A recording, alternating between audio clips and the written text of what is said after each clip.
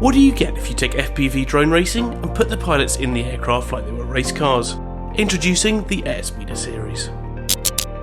It looks like a cross between something from the future with the lines of a classic sports car, but it is real, will be racing, and has just completed its first flights.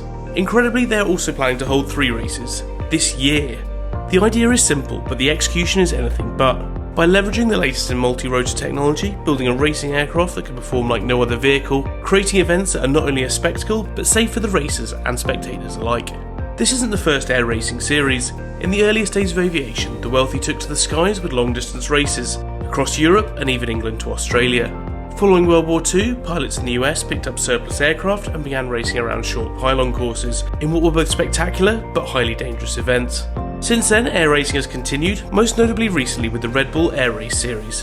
However, these are raced as time trials on technical courses rather than side-by-side racing. AIRSPEEDER aims to change that, keeping it safe by using technological solutions to avoid aircraft hitting each other or the environment. Crashes are part and parcel of motorsport. As competitors will push ever harder to find an edge, they inevitably will go over it. Vehicles hitting each other at speed are dangerous at any time, but in flying races, there is literally a whole additional dimension of danger. By using the craft's radar and LiDAR sensors, they will be designed to create virtual force fields around themselves, in which the onboard computers will prevent the aircraft from performing manoeuvres that would result in a collision.